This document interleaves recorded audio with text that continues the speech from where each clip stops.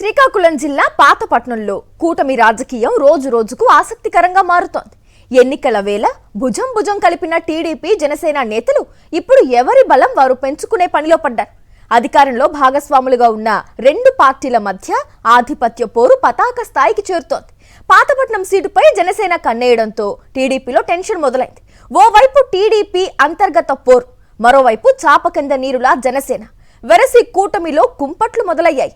2024 ఎన్నికల్లో Pathapatnam seat TDP ఖాతాలో పడింది. మామిడి గోవిందరావు ఎమ్మెల్యేగా గెలిచారు.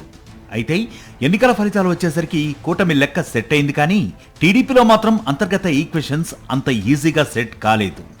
ఎన్నికలకు ముందే టీడీపీలో మామిడి గోవిందరావు, మాజీ ఎమ్మెల్యే కలమట వెంకటరమణ వర్గాల మధ్య విభేదాలు తారాస్థాయికి చేరాయి. అభ్యర్థిత్వం ఖరారైన సమయంలోనే విభేదాలు పక్కన పెట్టి పార్టీ కోసం కలిసికట్టుగా పనిచేయాలని అధిష్టానం నేతలకు సూచించాల్సి వచ్చింది.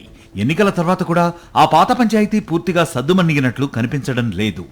గతంలో ఇసుక అంశంపై ఎమ్మెల్యే గోవిందరావును టార్గెట్ చేసిన కలమట వెంకటరమణ ఇప్పుడు పంచాయతీరాజ్ శాఖ చేపడుతున్న అభివృద్ధి పనులపై విమర్శలు గుప్పిస్తున్నారు.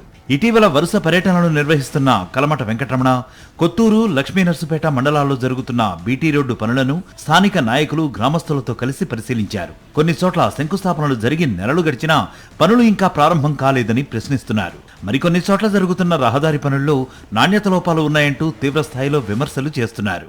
ఎమ్మెల్యే వర్గం వర్సెస్ మాజీ ఎమ్మెల్యే వర్గం పాతపట్నం టీడీపీలో ఈ లైన్ ఇప్పటికే స్పష్టంగానే ఉంది.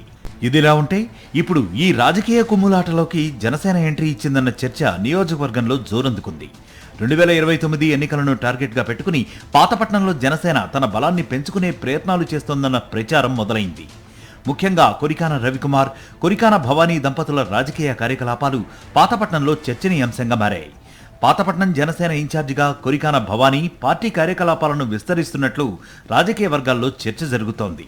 ఇక టీడీపీలోని అసంతృప్త వర్గాలను జనసేన వైపుకు తీసుకెళ్లే ప్రయత్నాలు కూడా జరుగుతున్నాయన్న ప్రచారం వినిపిస్తోంది. టీడీపీలో ఇప్పటికే విభేదాలున్నాయి. అదే సమయంలో జనసేన బలపడేందుకు ఇదే సరైన సమయమని ఆ పార్టీ భావిస్తోందన్న చర్చ జరుగుతోంది. మరోవైపు ఇటీవలి కాలంలో ఎమ్మెల్యే మామిడి గోవిందరావుపై పలు ఆరోపణలు, విమర్శలు తెరపైకి వస్తున్నాయి. ప్రభుత్వ భూములు, చెరువులు, ఖాళీ స్థలాలే లక్ష్యంగా భూ ఆక్రమణలు జరుగుతున్నాయంటూ విమర్శలు వినిపిస్తున్నాయి. ఈ ఆరోపణలపై ఎమ్మెల్యే వర్గం స్పందన ఎలా ఉన్నా ప్రస్తుతం ఇవన్నీ పాతపట్నం రాజకీయాల్లో చర్చకు మాత్రం మరింతగా ఆజ్యం పోస్తున్నాయి.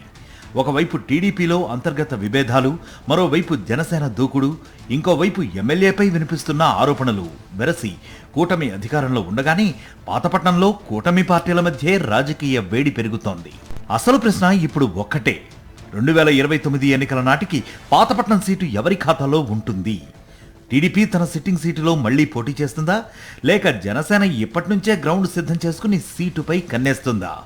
టీడీపీ జనసేనల మధ్య పెరుగుతున్న గ్యాప్ను కూటమి అధిష్టానం ఎలా సరిదిద్దుతుంది?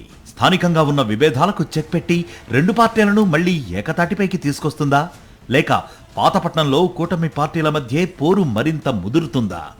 ఈ ప్రశ్నలకు కాలమే సమాధానం చెప్పాలి. మరిన్ని అప్డేట్స్ కోసం ఛానల్ ను సబ్స్క్రైబ్ చేయండి. నోటిఫికేషన్స్ కోసం బెల్ ఐకాన్ పై క్లిక్ చేయండి.